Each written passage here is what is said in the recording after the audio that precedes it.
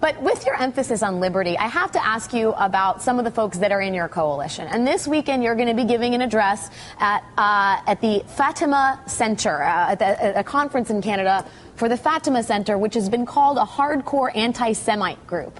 Is this something that you would reconsider doing? No. Even a Catholic. Go ahead.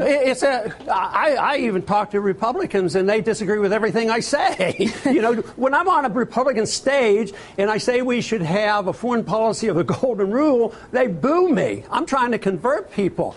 But I'm going to a conservative Catholic group that is pro-peace and want to hear my foreign policy and my take on economy. If I go only, I wouldn't be on this station if I had to have a litmus test. I mean, you have an opinion, disagree with mine, so I'm on your station. Why can't I go there? We appreciate, yes, and we appreciate you coming on this station, but at the same time, this station is not advocating, as the Fatima Center has, to the duty incumbent upon Catholics of combating valiantly for the integral rights of Christ the King and opposing Jewish naturalism and preaching about Satan's plans against the church, among which include the granting of full citizenship to the Jews. Is your appearance at an event like this not some kind of endorsement of... Okay, what I would say is, yes, there are disagreements within the Catholic Church, and they're debating it's theological. I have nothing to do with that.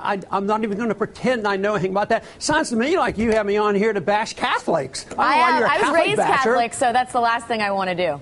Yeah, well, you ought to be more courteous to them and give them a break. I mean, you know, why can't we have discussions with people that might have a difference? And I've put up with a lot of this in the last 40 years because not too many people agreed. But why I'm excited is the country is coming toward the way of peace and this coalition of libertarians and progressives. We've had too much war, too much spending, too much Federal Reserve printing of money. And that's what's important for you to bring this stuff up about the infractions of some group that I have no idea what their theology is all about. I don't even have any idea why you do things like that. Well, that because Dr. Paul, astounds me. There have been a lot of folks that have been involved with your campaign, supporters. There have been newsletters that have been accredited to you that have strong anti-Semitic, racist undertones, and I think the American public is curious about how you endorse or do not endorse or deny involvement with any of that, and that's why it's a relevant line of questioning. At the same time... So I've had that, you know, the first month after I was elected in 1976, I had a picture in a magazine. Here I was practicing physician for all those years, and I run for office. I had no expectation of winning. I win. I'm totally innocent. The first month, they put my picture in a magazine with a swastika.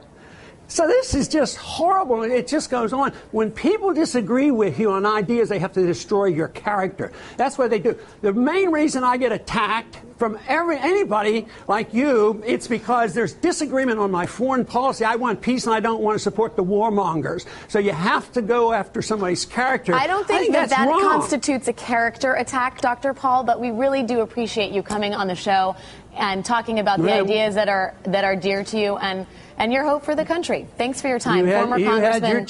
You had your chance. I hope I had my chance for my answer. Thank you very much, Dr. Ron Paul, host of the Ron Paul Channel. Thanks for your time.